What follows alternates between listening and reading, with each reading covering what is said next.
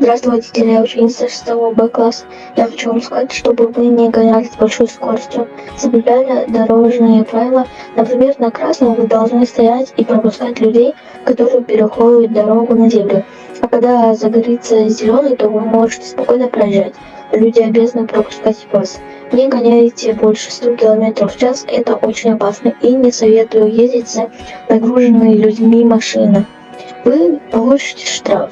Когда вы хотите повернуть направо, либо же налево, включайте поворотник. А когда вы едете, обязательно смотрите прямо на дорогу. Если вы не будете смотреть на дорогу, то можете попасть в аварию. Письмо водителю. Уважаемый водитель, просим вас соблюдать правила дорожного движения, особенно в пределах населенного пункта.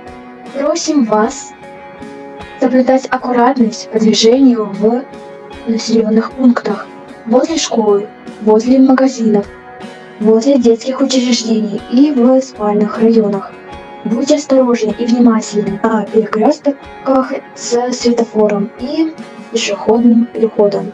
Многие водители не соблюдают правила дорожного движения, проезжают на красный свет светофора, не обращают внимания на знак пешеходного перехода, превышают скорость выше 60 км в час. Уважаемые водители, не нарушайте правила дорожного движения, потому что несоблюдение может привести к жертвам на дороге. С уважением, ученица 7 класса София. Уважаемый водитель, я ученица 7 А класса. Хотела бы вам сказать, чтобы вы были очень внимательны и осторожны на дороге. Соблюдайте правила дорожного движения. Пропускайте пешеходов. Проверяйте ремень безопасности. Смотрите по сторонам, ведь вы отвечаете не только за свою, но и за пассажиров жизнь.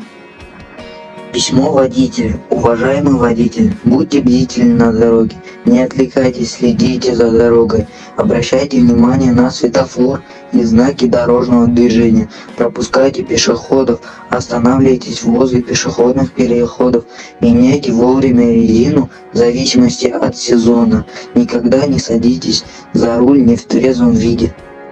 Здравствуйте, уважаемый водитель. Соблюдайте правила дорожного движения. Не отвлекайтесь за рулем. Не разговаривайте за рулем по телефону во время движения. Будьте внимательными на пешеходных переходах. Всегда пристегивайте ремень безопасности. Будьте очень осторожны ночью. Всегда включайте габаритные огни. Никогда не превышайте скорость. Будьте внимательными за рулем.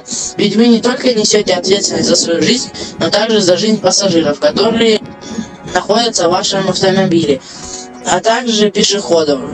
Желаю вам, чтобы вы никогда не попадали в ДТП, чтобы вы возвращались домой целыми и невредимыми. Добрый день, уважаемый водитель. Пишет вам письмо ученица 8 Б класса.